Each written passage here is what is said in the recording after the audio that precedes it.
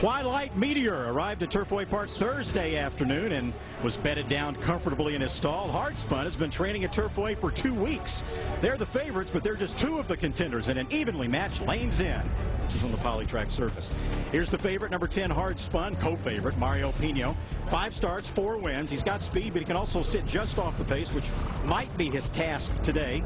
His trainer Larry Jones skipped the Rebel Stakes with Hard Spun because he thought Hard Spun didn't handle the Oaklawn surface well. More look at the full page odds here for the Lanes End Stakes. Remember, scrolling across the bottom of your screen will be the up-to-date odds and announcer picks for those of you who are gluttons for punishment. Right now, Twilight Meteor, number 7, is the clear 2-to-1 favorite. Hard Spun next at 5-2, and all the rest are 7-1 or higher. 1,000 per second. There is Hard Spun. Nice-looking horse trained by Larry Jones, who right now is with Janine.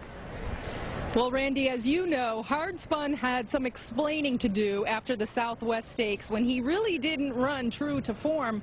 And Larry, you had come to the conclusion that he didn't like the track surface that day. Yet, training over the surface, he had posted bullet works.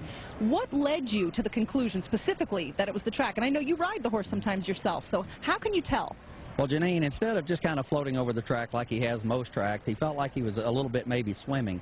He just never felt like he would get up on top of the tracks. And we did work him fast a couple of times to see if he could run over the track fast, and he did. But at the end of the 5/8 works, he was tired. And this horse was fit enough to run a mile, and the 5/8 at a fast pace was getting to him. And but we decided, still run him in the Southwest. We felt like, we probably got a little overconfidence in him, thought maybe he was invincible, and he showed us he's still a nice horse, but maybe he's not a super horse. So he's not invincible yet. That's right, yeah. Okay, well, again, you have an outside post position today, as you did with him in the Southwest. What game plan have you and jockey Mario Pino settled on for this afternoon? Well, it's going to depend on what happens really when he leaves. I mean, I leave it all in Mario's hands. He's won 5,800 races. Some of them had to be from the 10-hole in a route race. And my feeling is good jockeys don't need instructions and bad jockeys can't follow them. So it's all up to Mario, and he'll get it figured out. He's out here to win. Okay, and nobody... The post for the Lanes End, all in line, and they're off. Ballara breaks sharply from the inside with Four Fathers, Sportstown. Up on the outside, Hard Spun is right there. As they move forward the first turn, Ballara has a head in front. Then along the inside, Star Base moves into second. Then up in the center of the track, that's Hard Spun in third.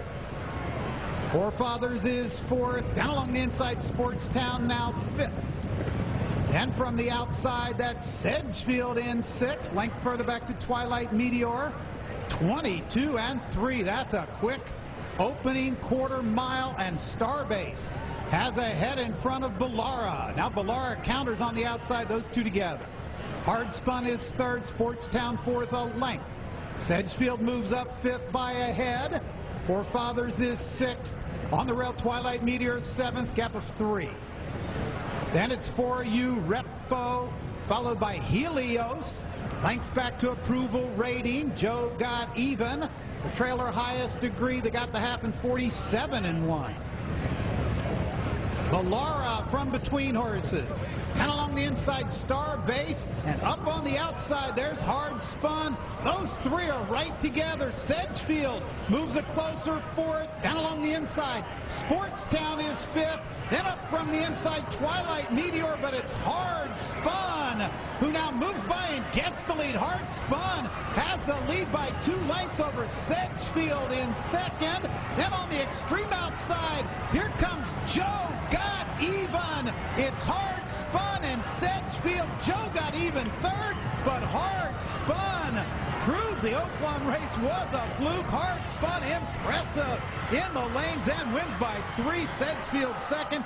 Joe Got Even up for third, and a photo for fourth.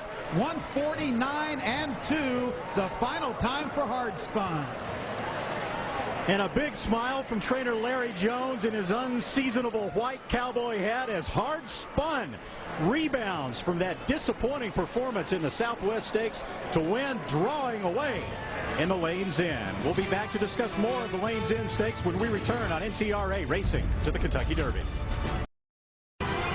Veteran jockey Mario Pino has won nearly 6,000 races, but has never had a mount in the Kentucky Derby. It looks like he may have one now as he leads Hard Spun into the Century 21 winner's circle. Hard Spun having stamped his ticket apparently toward the Kentucky Derby. Now to Janine.